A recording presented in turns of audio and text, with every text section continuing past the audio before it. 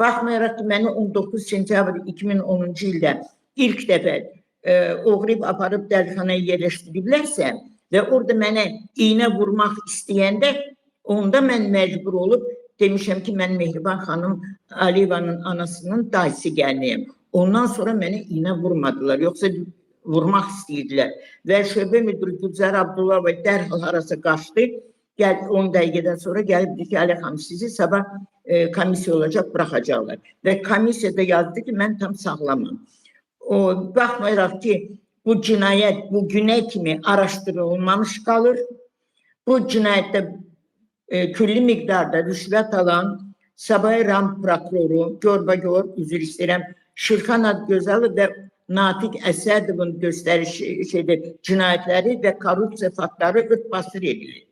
Baxmayaraq ki, bu cinayət, birinci cinayət indiyə qədər öz hüquqi həllini tapmayıb, 20 fevral mən şikayət etdiyimə görə 20 fevral 2014-cü ildə, baxın, ilk cinayətdən 4 il keçəndən sonra Şirxan Adgözəli və Natiq Əsədov mənim və vəkilimin xəbəri olmadan həm də Sabay Ram prokurorluğunda mənim işimlə bağlı cinayət işi olmadığı halda cinayət işi Bakı şəhər prokurorluğunda idi.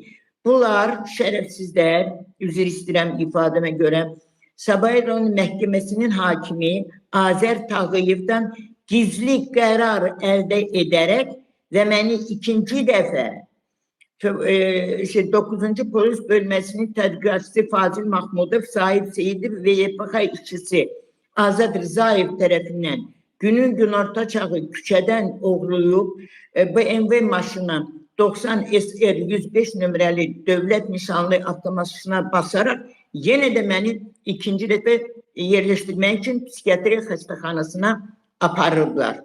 Lakin həkim Zemfirə Əliyeva məni tam sağlam gördüyü halda məni qəbul etmədi.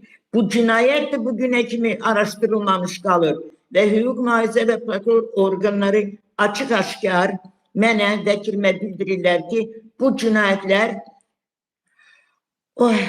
İlham Əliyevin köməkçisi Fuad Ələsgərovun göstərişi ilə örtbasdır edilir.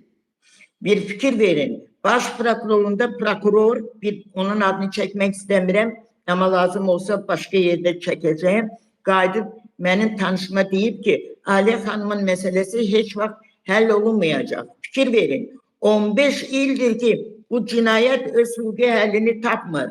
O da soruşub ki, niyə? Deyib, yuxarıdan göstəriş var. Xahiş edib ki, yəni